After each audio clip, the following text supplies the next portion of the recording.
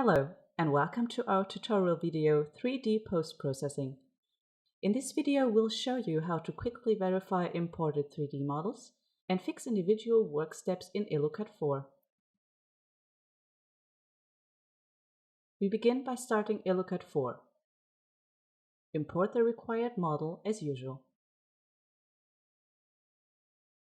The import process can take a little while depending on size and complexity of the model. After the 3D import process has successfully completed, you'll see the model in the 3D view. A new feature in EluCAD 4 is the button STL 3D Model in the 3D Views toolbar. After you've imported a 3D model, this button changes the viewport to show the model as it is represented in your source file. Along with the adjacent EluCAD 3D Model button, you can switch back and forth between views. The difference in the two views lies in the material progress, with the STL 3D model view showing the desired result and the EluCAD model showing the raw profile. By switching to the STL 3D model view, you can easily spot work steps on the profile which the import process couldn't automatically detect. EluCAD 4 allows you to create works for those cases based on your 3D model. The basic idea is to select the faces and edges relevant to your work directly in the 3D viewport. Based on your selection, EluCAD 4 will offer a list of compatible work types. First, we will explain the controls to select edges and sides. Afterwards, we will demonstrate how the various types of works can be created based on a few examples. To select an edge, press and hold the 1 key on your keyboard. As you move the cursor over your model in the 3D viewport, edges get highlighted in yellow. Note that the detection of which edge is currently under your cursor is based on angle and zoom, so if you can see to get the correct edge highlighted, try changing the viewpoint. Clicking the left mouse button will select the currently highlighted edge. Edge selection is used to define the boundary of the intended work. Selected edges are highlighted in a darker yellow. You can of course deselect edges too. Simply click the same edge again while holding the 1 key. The dark yellow highlight disappears. Selecting a face works similarly.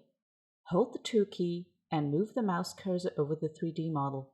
As you can see, the currently targeted faces get highlighted in yellow. By repeatedly clicking the left mouse button on a face, you can once more select and deselect faces. You can also clear your entire current selection of edges and faces by pressing the 4 key. Now that you've become acquainted with some of the controls, we'll take a look at some basic examples. The recess seen in this model can be manufactured easily with a rectangular pocket. Select the upper edges on the left and right side of the protruding bits. Make sure you select a continuous edge loop on both sides. This selection defines the width and length of the intended rectangle. Before we can create a rectangle, we also need to define the work side by selecting the recessed face in between. Now press the right mouse button inside the 3D viewport. The context menu shows a list of work types that can be created based on your current selection. For this example, we pick the rectangle option. EluCAD places a matching rectangle pocket immediately visible in the viewport. To make sure this work can actually be produced, we have to set a proper corner radius. Simply enter a value of 2 in the Works Detail panel. As you can see in the view, the work with corner radius will no longer remove the entire material in the recess. To correct this, we change the work's width to 10. Finally, we need to check the work's depth. So we open the depth table and the 2D view. The 2D view reveals that the work would cut into the profile. To fix this, you can simply deactivate the automatic post intrusion.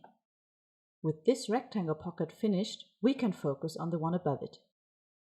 This time, we select the lower edges instead of the upper ones. The next steps are the same as before.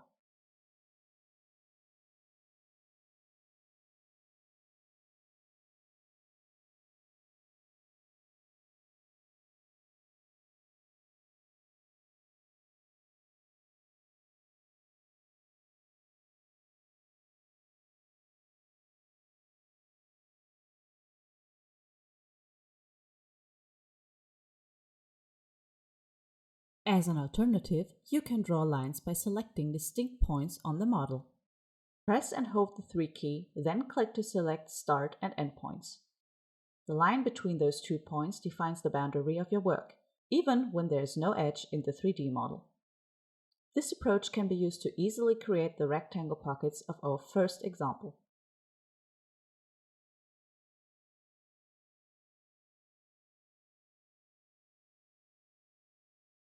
You can also combine different edge selections. In this example, we only select part of the edge while holding the 3 key, then hold the 1 key to select the circular edges.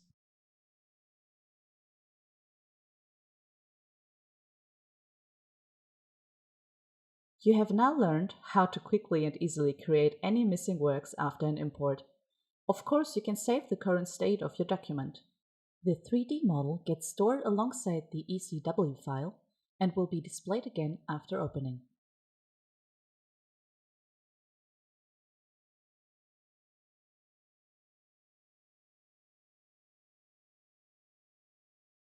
In this example, the import could not detect the rectangle pocket because there's no corner radius. You can manually create this rectangle by selecting the surrounding area and the entire boundary of the pocket. You can directly select the boundary of a work by holding the 1 and 2 keys simultaneously. When you click on the rectangle boundary now, the entire edge loop and the corresponding face get selected. As before, the right mouse button brings up the context menu where we can create the rectangle. The resulting work automatically aligns to the model. We still need to define the corner radius so the work can be produced. In the detail panel, we enter a corner radius of 5 mm. The 3D viewport now shows the adjusted rectangle. You can also see the difference between the rectangle as it appears in your 3D model and the actual pocket that will be milled after exporting to your machine. This feature allows you to always keep track of how your work ends up in the finished product. Over the course of the remaining video, we intend to show you how to select the appropriate edges and faces to create the various work types such as free millings or notches. This example demonstrates how to create circular works and drill works. The same steps can be used to create tap drills. Similar to the rectangle pockets, you select those edges of the 3D model that shape the boundary of your drill work. While holding the 1 and 2 keys simultaneously, click on the edge of the drill hole. Via the context menu, you can now create the drill work. In some cases, a complete edge loop cannot be selected. This example shows one of those cases, as the circular work is spread across more than one face. In this case, simply select one circular arc edge. Select the face next and create the circle work through the context menu.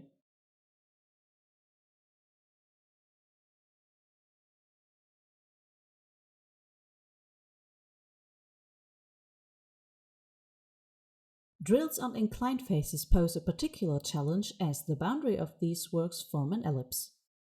Therefore, the import step can't properly recognize it as a drill or circle work. To create this work manually, select the edge around the hole as well as the interior surface.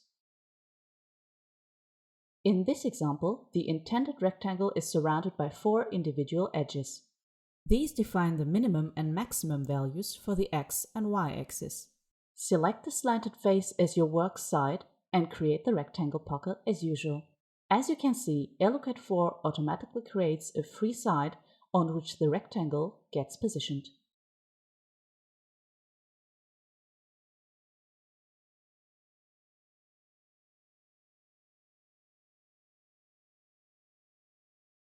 In this example, the automatic 3D import recognizes circular work. However, a better solution would be a free milling to remove this part of the bar. The post-processing feature of elucad 4 easily allows for such optimization steps. Simply delete the existing circle work. Select the circular arc and the top side. The context menu now shows the free milling option.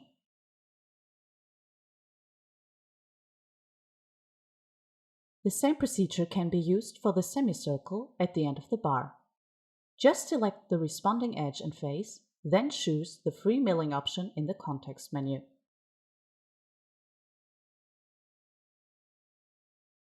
course, you can also create free millings across multiple selected edges. In this example, you merely select the top edges of the pocket and the face on the top. A corresponding free milling work can now be created through the context menu. The new post-processing feature also allows you to create notches. Simply select the inner faces. The context menu now shows the notch option. EluCAD automatically sets the notch type based on the selected faces. In order to create sawings, EluCAD requires a side, a starting point, and a sawing direction. You specify the side as usual by clicking the corresponding face while holding the 2 key. The starting point as well as the sawing direction are determined by a free line. While holding the 3 key, select 2 individual points, first start, then end point. The sawing direction is calculated from starting point towards end point. In this example, the ideal endpoint can't be selected as there is no edge available. You can, however, select the intersection between the back edge and the bottom edge. To do this, first select the back edge while holding 1, then press and hold the 1 key and 3 key simultaneously and click on the bottom edge. The sawing direction is calculated depending on the order in which these 2 points are selected, always from the starting point towards the end point.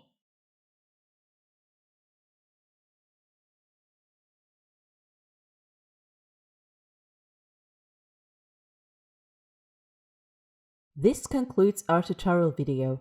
We hope we were able to demonstrate how you can easily prepare your imported 3D models in EluCAD 4 and the new post-processing modes so they're ready for production. For any questions or comments, feel free to contact us at info@elusoft.de. If you found this video helpful, let us know what topic we should cover next. Please visit our website www.elusoft.de if you want to find out more about services offered by elusoft, such as training courses or production assistance. See you next time!